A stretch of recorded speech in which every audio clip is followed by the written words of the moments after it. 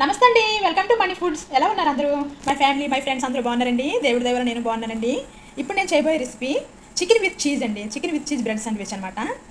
Chicken చీజ్తో బ్రెడ్తో sandwich చేస్తున్నాను. ఈ recipe ఎలా చేయాలో, చాలా యమ్మీ టేస్టీగా ఉండే ఈ రెసిపీ ఎలా చేయాలో చూద్దామండి.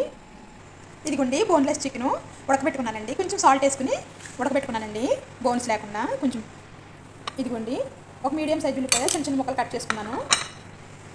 ఇదిగోండి స్టవ్ మీద కళాయి పెట్టుకుని కొంచెం ఆయిల్ వేద్దాం. ఒక స్పూన్ ఆయిల్,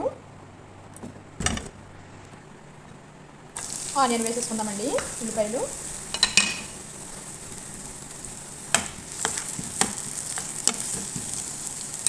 మగ్గనిద్దాం. ఉల్లిపాయలు మగ్గిపోయాయండి. ఇదిగో ఇందులో కొంచెం అల్లం వెల్లుల్లి తురుము వేద్దామండి. అల్లం వెల్లుల్లి తురుము కూడా ఫ్రై అయిపోయింది. ఇప్పుడు ఇందులో చిన్న స్పూన్ మిరియాల పొడి వేద్దామండి. బ్లాక్ పెప్పర్ అంటారనమాట.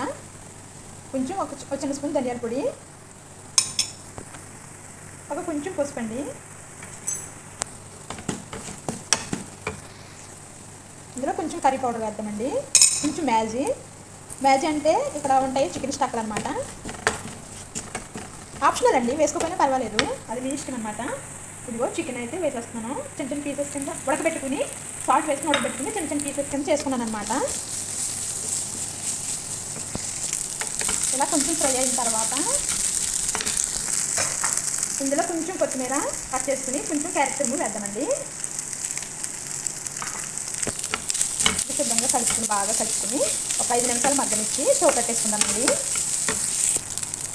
క్యారెట్ తురుము వేసిన తర్వాత 5 నిమిషాలు ఫ్రై అయిందండి. ఇప్పుడు స్టవ్ కట్టేసుకుని వేరే ప్లేట్లోకి మార్చుకుందాం. సాల్ట్ వేయనవసరం ఉండదండి, ఎందుకంటే మ్యాగీలో కొంచెం సాల్ట్ ఉంటుందండి. అండ్ నేను కూడా చికెన్లో కొంచెం సాల్ట్ వేసి చిన్న స్పూను సాల్ట్ వేసి ఉడకబెట్టానండి చికెను. అందు గురించి సాల్ట్ వేయక్కర్లేదండి. ఇప్పుడు వేరే ప్లేట్లోకి తీసేసుకుందాం.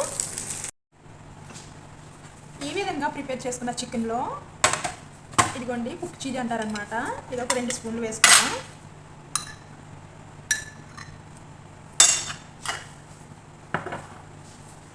ఇదిగోండి మయోనీస్ కొంచెం వేసుకుందాం. కొంచెం వేసుకోవాలి, ఒక హాఫ్ స్పూన్ కూడా కాదండి, ఎక్కువ వేసుకోకూడదు మయోనీస్. ఇది ఫ్రెంచ్ సాస్ అనమాట. కొంచెం ఫ్రెంచ్ సాస్ వేద్దాం, ఒక హాఫ్ స్పూన్ ఉంటుంది. ఇదన్నీ శుభ్రంగా మిక్స్ చేసుకుందామండి.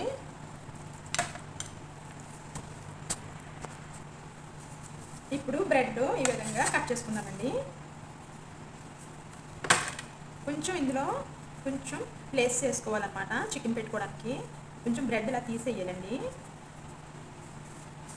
అంతే, మొత్తం ఈ బ్రెడ్లన్నీ ఇలా తీసేసుకోవాలి, ప్లేస్ చేసుకోవాలి.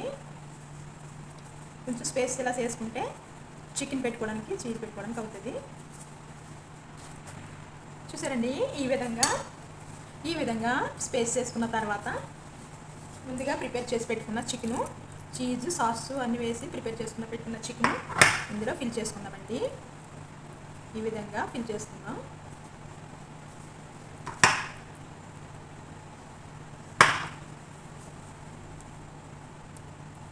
ఈ విధంగా ఫిల్ చేసుకుందాం. చాలా టేస్ట్గా ఉంటాయండి ఈ శాండ్విచ్లు అయితే. ఇదిగో చూడండి, అన్ని చికెన్తో ఈ విధంగా అన్ని చికెన్ పెట్టేసుకున్న తర్వాత ఇదిగో పిజ్జా చీజ్ అండి. ఇది పిజ్జా చీజు. ఇది కొంచెం చీజు పైన ఇలా పైన పెట్టుకుందాం. ఇలాగ అన్నిటి మీద కొంచెం చీజ్ పెట్టుకుందామండి.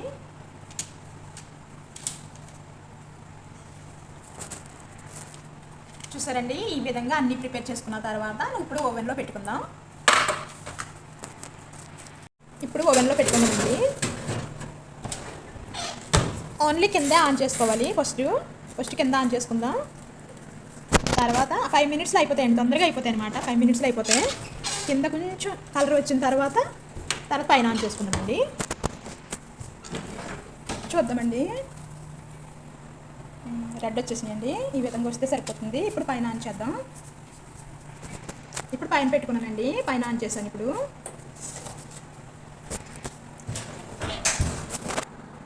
చూద్దామండి,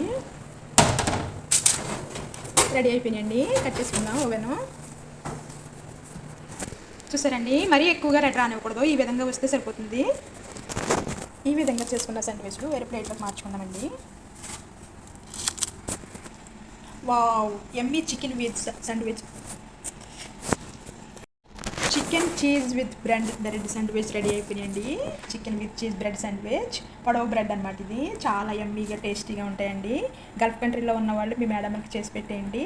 ఇండియాలో ఉన్న వాళ్ళు పిల్లలకి మీ ఫ్యామిలీకి చేసి పెట్టండి. వెరీ యమ్మీ డెలిషియస్గా ఉంటాయండి. ఓకేనండి, మనీ ఫుడ్ సబ్స్క్రైబ్ చేసుకోండి, షేర్ చేయండి అండ్ కామెంట్ చేయండి. Thanks for watching. Bye bye.